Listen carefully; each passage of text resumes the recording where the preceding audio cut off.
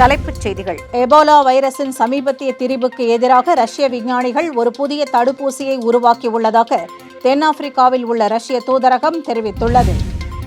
இந்தியாவில் இதுவரை Ebola virus நோய் பாதிப்பு எதுவும் பதிவாகவில்லை என மத்திய அரசு தெரிவித்துள்ளது. போராடி பெற்ற மாநில உரிமையை கைவிடுவதா? தமிழக அமைச்சரின் கருத்துக்கு விசிக கண்டனம். கோல் இந்தியா நிறுவனத்தில் 1% அடிப்படை பங்கு மற்றும் 1% கிரீன் ஷூ ஆப்ஷனுடன் விற்பனைக்கான சலுகையை அரசு அறிவித்துள்ளது. இந்தியா கனடா முதலீட்டு வட்டமேசை. மத்திய வர்த்தக அமைச்சர் பியூஷ் கோயல், கனடா சர்வதேச வர்த்தகம் மற்றும் தொழில்துறை அமைச்சர் மணிந்தர் சித்து பங்கேற்பு.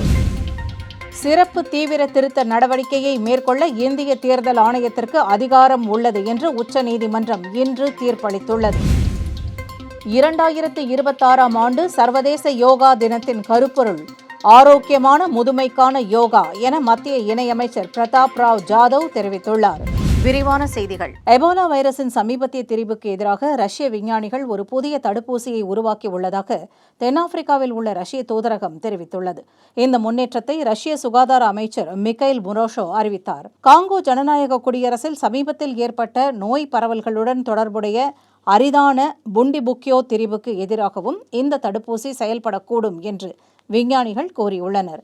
உலக சுகாதார அமைப்பு சர்வதேச சுகாதார விதிமுறைகளின் கீழ் காங்கோ ஜனநாயக குடியரசு மற்றும் உகாண்டாவில் ஏற்பட்ட எபோலா நோய் பரவல் உலகளாவிய பொது சுகாதார அவசர நிலையாக அறிவித்ததை தொடர்ந்து சிவில் விமான போக்குவரத்து இயக்குநரகம் விமான நிறுவனங்களுக்கான ஒரு நிலையான செயல்பாட்டு நடைமுறையையும் வெளியிட்டது. எபோலா என்பது அதிக இறப்பு விகிதத்தை கொண்ட ஒரு தீவிரமான வைரஸ் நோயாகும். தற்போது புண்டிபுக்கியோ வகை வைரசுக்கென பிரத்யேகமாக அதிகாரப்பூர்வமாக அங்கீகரிக்கப்பட்ட தடுப்பூசிகளோ சிகிச்சைகளோ இல்லை என்பது குறிப்பிடத்தக்கது. நாட்டில் இதுவரை எபோலா வைரஸ் நோய் பாதிப்பு எதுவும் பதிவாகவில்லை என மத்திய அரசு தெரிவித்துள்ளது. ஆப்பிரிக்காவின் சில பகுதிகளில் சமீபத்தில் ஏற்பட்ட நோய் பரவலை தொடர்ந்து உருவாகி வரும் எபோலா சூழ்நிலையை மத்திய சுகாதார அமைச்சகம் உன்னிப்பாக கண்காணித்து வருவதாக கூறியுள்ளது. உகாண்டாவிலிருந்து சமீபத்தில் பயணம் செய்து வந்த லேசான உடல் வலி அறிகுறிகள் இருப்பதாக தெரிவித்த ஒருவர் கண்காணிப்பு மற்றும் மருத்துவ மதிப்பீட்டிற்காக பெங்களூருவில் உள்ள அரசு நடத்தும் தொற்று நோய்கள் மருத்துவமனையில் தனிமைப்படுத்தப்பட்டதாக வட்டாரங்கள் தெரிவித்தன. அவரிடமிருந்து மாதிரி சேகரிக்கப்பட்டு ஆய்வக பரிசோதனைக்காக தேசிய வைரஸ் ஆய்வு நிறுவனத்திற்கு அனுப்பப்பட்டது. அந்த பரிசோதனையின் முடிவில் எபோலா வைரஸ் நோய்க்கான பாதிப்பு இல்லை என தெரியவந்துள்ளது. பல்கலைக்கழகங்களின் வேந்தராக முதல்வரே இருக்க வேண்டும் என்ற முந்தைய அரசின் நிலைப்பாட்டை பின்பற்ற வேண்டியதில்லை என உயர்கல்வித்துறை அமைச்சர் விஸ்வநாதன் கூறியிருப்பது மாநில உரிமைகளுக்காக தமிழ்நாடு போராடி பெற்றதை கைவிடுவது மட்டுமல்ல, உச்சநீதிமன்றத்தின் தீர்ப்பையும் அவமதிப்பதாகும் என விசிக நாடாளுமன்ற உறுப்பினர் ரவிக்குமார் தெரிவித்துள்ளார். உயர்கல்வித்துறை அமைச்சர் இதை முதல்வர் விஜயின் ஒப்புதலோடுதான் சொல்கிறாரா எனவும் ரவிக்குமார் கேள்வி எழுப்பியுள்ளார். கோல் இந்தியா லிமிடெட் நிறுவனத்தில் 1% அடிப்படை பங்கு மற்றும் தேவைக்கு அதிகமாக சந்தா கோரப்பட்டால் கூடுதலாக 1% கிரீன் ஷூ ஆப்ஷனுடன் விற்பனைக்கான சலுகையை அரசு அறிவித்துள்ளது. சமூக ஊடக பதிவு ஒன்றில் முதலீடு மற்றும் பொது சொத்து மேலாண்மை துறை இந்த விற்பனைக்கான சலுகையின் விலை ஒரு பங்குக்கு 412 ரூபாயாக நிர்ணயிக்கப்பட்டுள்ளதாக தெரிவித்துள்ளது. இந்த சலுகை இன்று சில்லறை அல்லாத முதலீட்டாளர்களுக்கு திறக்கப்படும். அதே சமயம் சில்லறை முதலீட்டாளர்கள் இந்த மாதம் 29ஆம் தேதி பங்கேற்கலாம்.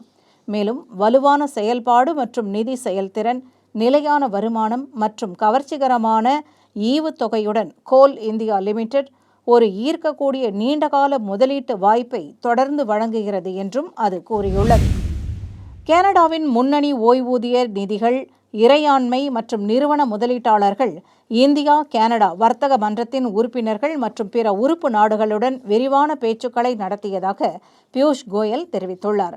உள்கட்டமைப்பு, நிதித்துறை சீர்திருத்தங்கள் மற்றும் வணிகம் செய்வதை எளிதாக்குதல் ஆகியவற்றில் இந்திய அரசின் கவனம் உலகளாவிய முதலீட்டாளர்களுக்கு வாய்ப்புகளை உருவாக்கி வருவதாக குறிப்பிட்ட அமைச்சர், தூய்மையான எரிசக்தி, தொழில்நுட்பம், டிஜிட்டல் உள்கட்டமைப்பு, செயற்கை நுண்ணறிவு, உற்பத்தி மற்றும் விநியோக சங்கிலி, பல்வகைப்படுத்துதல் போன்ற துறைகளில் இந்தியாவுடன் இணைந்து செயல்படுத்துமாறு கேட்டுக்கொண்டார். இரு நாடுகளுக்கும் நிலையான வளர்ச்சி மற்றும் பகிரப்பட்ட விஷயங்களை ஆதரிக்கும் வகையில் நிதிச் சந்தையில் ஒத்துழைப்பை வலுப்படுத்துவதற்கான வழிகள் குறித்தும் விவாதித்ததாக அமைச்சர் சமூக ஊடக பதிவு ஒன்றில் குறிப்பிட்டுள்ளார். வாக்காளர் சிறப்பு தீவிர திருத்த நடவடிக்கையை மேற்கொள்ள இந்திய தேர்தல் ஆணையத்திற்கு அதிகாரம் உள்ளது என்றும், அதே நேரத்தில் வாக்காளர் பட்டியலில் பெயர்களை சேர்க்க தேர்தல் ஆணையம் மறுப்பது என்பது சம்பந்தப்பட்ட நபரின் குடியுரிமையை பறிப்பதாக அர்த்தம் ஆகாது என்றும் உச்சநீதிமன்றம் தீர்ப்பளித்துள்ளது. வாக்காளர் பட்டியலில் சிறப்பு தீவிர திருத்தத்தை இந்திய தேர்தல் ஆணையம் முதலில் பீகாரில் தொடங்கியது. இதையடுத்து தமிழ்நாடு, மேற்கு வங்கம் உட்பட பல மாநிலங்களுக்கும் அது விரிவுபடுத்தப்பட்டது. தேர்தலுக்கு முன்பாக இந்த நடவடிக்கை மேற்கொள்ளப்பட்ட நிலையில் அது பல்வேறு கேள்விகளை எழுப்பியது. இதன் காரணமாக பல்வேறு அமைப்புகள் சிறப்பு தீவிர திருத்தத்திற்கு எதிராக உச்சநீதிமன்றத்தில் வழக்குகளை தொடுத்தனர். இந்த மனுக்களை தலைமை நீதிபதி சூரியகாந்த் தலைமையிலான அமர்வு விசாரித்தது. விசாரணை நிறைவடைந்ததை அடுத்து தீர்ப்பு ஒத்திவைக்கப்படுவதாக கடந்த ஜனவரி 29 அறிவிக்கப்பட்ட நிலையில் இந்த வழக்கில் உச்சநீதிமன்றம் இன்று தனது தீர்ப்பை வழங்கியுள்ளது. சிறப்பு தீவிர திருத்தம் செல்லுபடியாகும் என்றும், அதை நடத்துவதற்கு இந்திய தேர்தல் ஆணையத்திற்கு அதிகாரம் உள்ளது என்றும் உச்சநீதிமன்ற அமர்வு தனது உத்தரவில் உறுதிப்படுத்தியுள்ளது. ஆரோக்கியமான முதுமைக்கான யோகா என்பதே இந்த ஆண்டு சர்வதேச யோகா தினத்தின் கருப்பொருள் என மத்திய இணையமைச்சர் பிரதாப் ராவ் ஜாதவ் தெரிவித்துள்ளார். சர்வதேச யோகா தினத்திற்கான 25 நாள் கவுண்டவுன் நிகழ்ச்சியான யோகா மகோத்சவம் நிகழ்ச்சி கஜுராஹோவில் இன்று நடைபெற்றது. இதில் மத்திய ஆயுஷ் துறை இணையமைச்சர் பிரதாப் ராவ் ஜாதவ் கலந்து கொண்டார். நிகழ்ச்சியில் பேசிய அவர், யோகா இந்தியாவின் பண்டைய ஞானத்தை பிரதிபலிக்கிறது என்றும், நோய் தடுப்பு, சுகாதார பராமரிப்பு மற்றும் சமச்சீரான வாழ்க்கையில் முக்கிய பங்கு வகிக்கிறது என்றும் அமைச்சர் வலியுறுத்தினார். முதுமையில் ஆரோக்கியமாகவும் உடற்தகுதியுடனும் இருக்க தவறாமல் யோகா பயிற்சி செய்வது அவசியம் என்றும் அவர் கூறினார்.